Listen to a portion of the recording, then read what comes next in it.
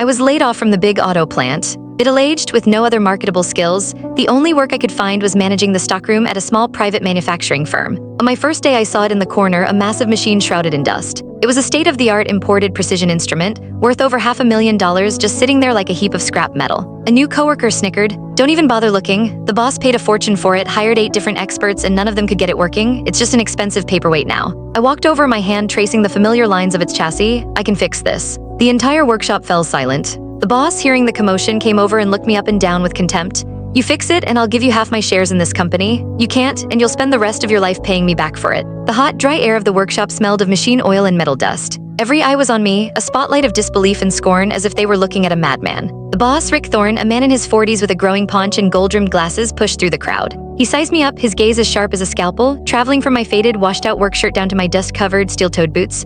Finally, his eyes settled on my hands, a roadmap of calluses and small, silvery scars. "You," he grunted, the sound a mix of disbelief and open mockery. "John Carter, is it? HR told me you used to manage a warehouse at the old GM plant." "I was a senior technician," I corrected him. My voice wasn't loud, but each word was clear. "Senior technician?" Rick acted as if I'd just told the joke of the century. He let out a booming laugh, his belly shaking. A wave of sycophantic laughter echoed through the workshop. "A senior technician working in a stockroom? Come on, Carter, that's not even a good lie." "I'm not lying," I met his eyes and repeated, "I can fix it." My gaze drifted past him to the behemoth slumped in the corner, a German DMG Mori 5-axis machining center. Its ivory-white enamel casing was coated in a thick layer of grime like a forgotten work of art.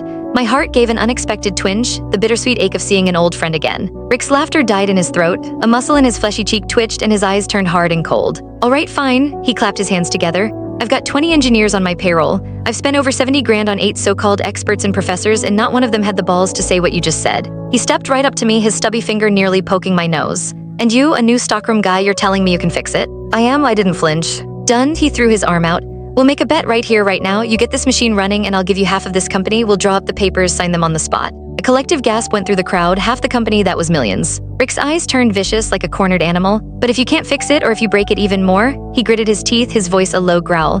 "This machine cost me $500,000. You'll be working for me for the rest of your life to pay it off." The workshop was dead silent. Even the whirring of the fans seemed to have stopped. "Boss, don't waste your time with this idiot," the shop foreman said, trying to smooth things over. "Yeah, Rick, he's just trying to make a name for himself." Rick ignored them, his eyes locked on mine. "You in or out?" An image of my wife, Sarah, her face pale and thin, flashed through my mind. The cost of her medication had already drained our savings. My daughter had just gone into college. She needed money now more than ever. I'd been downsized, tossed aside like a fish on the shore. This trade, this skill that everyone else looked down on, was all I had left. Dignity doesn't pay the bills. But this fire in my chest, this burning need to prove them all wrong, was suffocating me. "I'm in," I heard myself say. A cruel smile spread across Rick's face. "Good, you've got guts." Click the link on the homepage to watch the full follow-up for free.